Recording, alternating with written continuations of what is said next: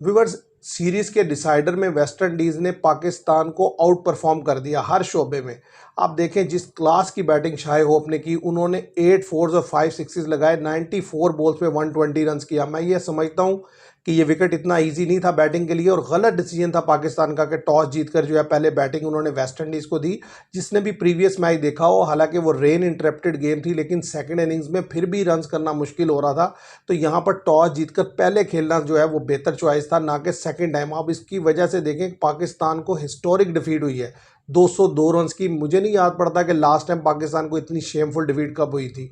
और आप देखें कि जो टॉप ऑर्डर के पाकिस्तान के 5 प्लेयर्स हैं, वो 3 मैचेस में सिर्फ एक रिजवान ने 53 रन किया है एक मैच में, वो भी पहले मैच में। उसके अलावा आप तीनों मैचेस में हमारे टॉप ऑर्डर के 5 प्लेयर्स में से कोई 50 नहीं कर सका। अगर मैं आपके सामने जो स्टैट्स हैं उनके शेयर कर दूं, आज तो पाकिस्तान ज़ाहिर है वेस्ट इंडीज़ ने 294 किया, तो पूरी पाकिस्तान की टीम 92 रन पर आउट होगी, जिसमें से टॉप 4 प्लेयर्स में अगर देखे जाए तो 3 डक्स हैं, एक जो है बाबर आजम 9 रन बनाए हैं उन्होंने, सलमान अली आगा ने 30 रन बनाए हैं।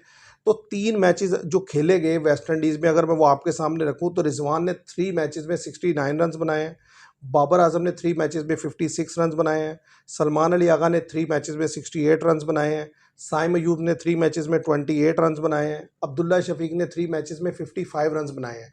अब जिस टीम के टॉप 5 के बल्लेबाज इस इस तरह की क्रिकेट खेल रहे हो कि उन्हें पता ही नहीं चल रहा हो कि क्या खेलना है। आप देखें आज जिस तरह रिजवान आउट हुए, उन्हें पता ही नहीं चल रहा उनकी ऑफ स्टंप गए, बॉल को लेफ्ट कर रहे हैं, बोल्ड हो गए। और इसी तरीके से अंदर आती बॉल जो है वो बाबर आजम को भी समझ नहीं आ रही। तो मैं समझता हूँ ये सीरीज़ डिसाइड नहीं हुई, इन लड़कों का फ्यूचर अब डिसाइड हो जाना चाहिए। और मेरा ख्याल है कि इन ओडीआई से भी अब खैरबाद कह देना चाहिए। जब ये खेलते हैं तो इतना सुस्त खेलते हैं, और अदरवाइज़ जो है इनसे खेला ही नहीं जाता, ना इनसे स्पिनर खेला जाता है, ना इनसे फास्ट खेला जाता है। आप देखें जेडन सील ने 5 विकेट आज लिए, 3 विकेट पिछले मैच में लिए। जेडन सील तो ऐसे हो गए हैं कि वो दुनिया के सबसे बड़े बॉलर हैं, और हमारे पास उसका कोई जो है वो आंसर नहीं है उसकी बॉलिंग का। और आते ही देखिए बात ये होती है कि मैच में कुछ तो फाइट नज़र आए। पिछले मैच में भी आप देखें आपके 114 फॉर 6 हो गए थे, यहाँ भी आके आपके पहले 10 ओवर में 24 पर जब 4 हो गए तो मैच तो वहीं ख़त्म हो गया। उसके बाद तो बस एक फॉर्मेलिटी थी जो पूरी होनी थी। तो लगता था शायद थोड़ा रन्स करे, लेकिन पूरी पाकिस्तानी टीम 92 रन्स पर आउट हो गई। पहले तो देखना पड़ेगा कि लास्ट टाइम पाकिस्तान 92 पर कब आउट हुआ था, और वेस्ट इंडीज़ के हाथों पाकिस्तान को इतनी बुरी डिफीट कब हुई थी। मुझे जहाँ तक याद पड़ता है कि 2019 के वर्ल्ड कप में जो ओपनिंग मैच था उसमें पाकिस्तान को इसी किस्म की डिफीट हुई थी कि पाकिस्तान पहले खेलते हुए इस तरह से आउट हो गया था। तो मतलब 5-6 साल के बाद अब हम फिर वहीं खड़े हैं जहाँ हम 6 साल पहले खड़े थे। और इसकी वजह है, देखिए आप जब तक अपनी गलतियों से सीखेंगे नहीं, अपने आप को इम्प्रूव नहीं करेंगे, यही हालत होगी आपकी। आपके पास अपॉर्चुनिटी थी सेकंड मैच में, अगर आप रन्स करते, तरीके से खेलते, ब्रेव क्रिकेट खेलते, तो आप सेकंड ओडीआई जीत सकते थे। आज तो बिल्कुल ही आउट परफॉर्म कर दिया आपको शाइब होप ने और वेस्ट इंडीज़ ने। देखिए शाइब होप जब क्रीज पर आए तो उस वक्त वेस्ट इंडीज़ बहुत ज़्यादा अंडर प्रेशर था, लेकिन उस लड़के की इनिंग्स को मैं समझता हूँ कि one of the best innings अगर कंसिडर किया जाए ना पिछले कुछ अरसे की, तो उसमें कोई शक नहीं। क्योंकि आप देखें अंडर प्रेशर है, 4 विकेट गिरे हैं, 30 ओवर हो गए हैं, 113 रन हैं, लेकिन वो लड़का फिर भी फ्लो में खेलता है और वो कहीं बीट नहीं हुए। 94 बॉल्स पर 120 एक्सेप्शनल है।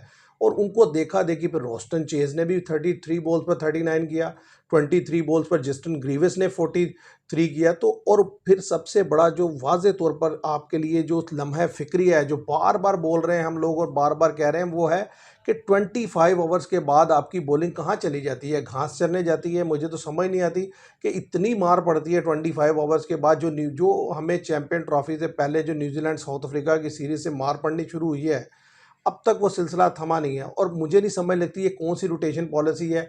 आप देखें हसन अली और नसीम शाह को खिला दिया, और उधर से शहीन शाह को भी बाहर बिठाया हुआ है, और हारिस राव को भी बाहर बिठाया हुआ है, और सुफियान मुकीम को नहीं यूज़ किया। और भाई बात ये है कि या तो आप इतने सॉलिड हैं कि आपको लगता है कि आप इजीली डिफीट दे देंगे, फिर तो इस तरह के डिसीजन समझ आते हैं।